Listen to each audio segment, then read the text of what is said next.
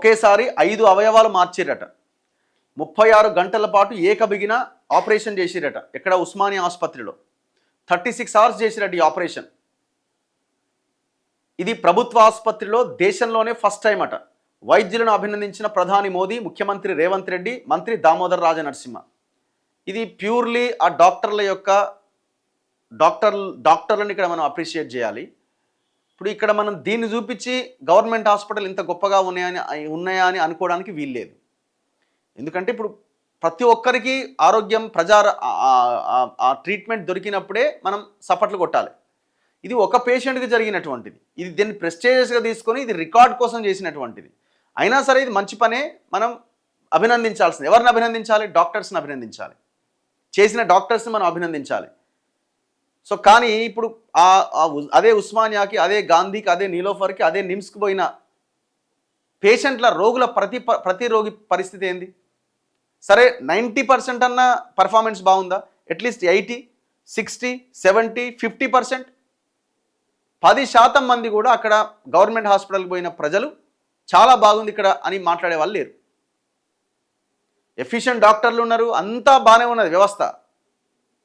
కానీ మెయింటెనెన్స్ లేదు, సరైన డాక్టర్స్ మంచి వాళ్ళు తక్కువ మంది ఉన్నారు, రిక్రూట్మెంట్ లేదు, అక్కడ పనిముట్లు సరిగ్గా పనిచేయవు, ఇట్లా రకరకాలుగా ఉన్నాయి. దేశంలో కార్పొరేట్ వైద్యం అందుబాటులోకి వచ్చిన తర్వాత అవయవ మార్పిడి ఆపరేషన్లు పెరిగినాయి. సాధారణంగా ఒకసారి ఒక రోగి శరీరంలోని ఒక అవయవాన్ని మార్చే చికిత్సలు చేస్తూ ఉంటారు. కానీ ఒకేసారి 5 అవయవాలు విజయవంతంగా మారిస్తే అందుకు అవిశ్రాంతంగా 36 గంటల పాటు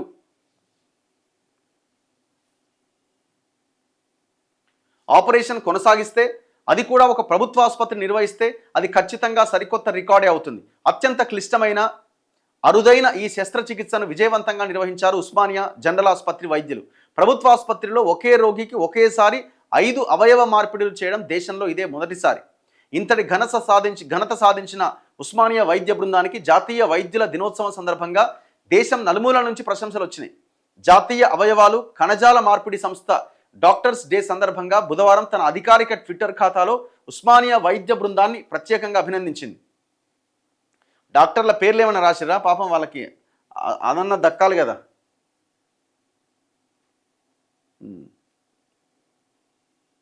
ఏందాడు అసలు ఇది? ఒక యువ ఇంజనీర్కి ప్రాణదానం అట. సిరిసిల్ల జిల్లాకు చెందిన 30 ఏళ్ల ఒక యువ engineer Srisailam Goud familial adenomatous పాలిపోపిస్ అనే ఒక అరుదైన జన్యుపరమైన వ్యాధితో బాధపడుతున్నాడట. దాంతోపాటు పెద్ద పేగు క్యాన్సర్తో బాధపడుతున్నాడట. గతంలో ఒక కార్పొరేట్ ఆసుపత్రిలో పెద్ద పేగును పూర్తిగా, చిన్న పేగులో 60% తొలగించేసిరట.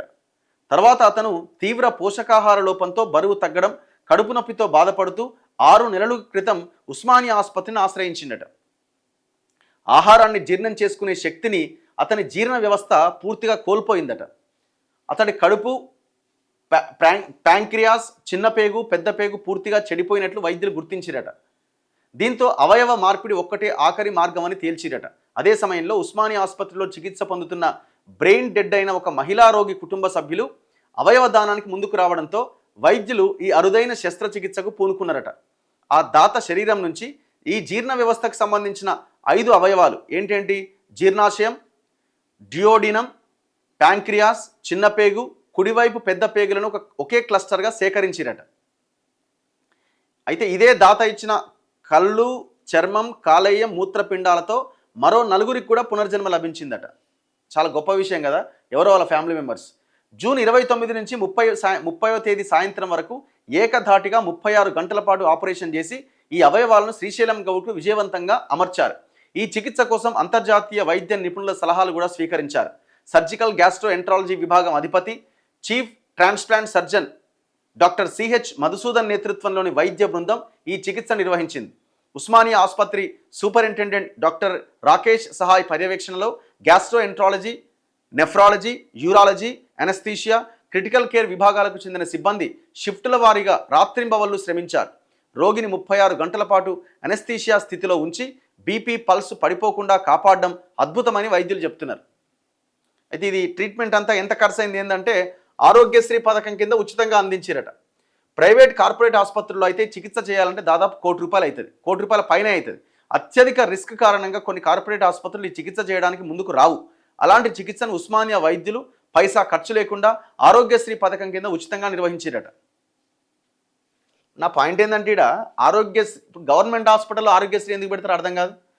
ఆరోగ్యశ్రీ గవర్నమెంటే, గవర్నమెంట్ హాస్పిటల్లో గవర్నమెంటే కదా, మళ్ళీ ఆరోగ్యశ్రీ వార్డు ఎందుకు ఉంటుంది? ఇది గమ్మత్ ఉంటుంది. ఇప్పుడు గాంధీ పోయిన ఆరోగ్యశ్రీ వార్డు ఉంటుంది, ఉస్మానియా పోతే ఆరోగ్యశ్రీ వార్డు ఉంటుంది. ఇది గవర్నమెంటే, అది డైరెక్ట్ గవర్నమెంట్ ట్రీట్మెంటే అనొచ్చు కదా. అంటే ఆరోగ్యశ్రీ ద్వారా హాస్పిటల్కి డబ్బులు వస్తాయి. ఈ డబ్బులు ఎక్కడ పోతున్నాయి? ఏందో ఇది.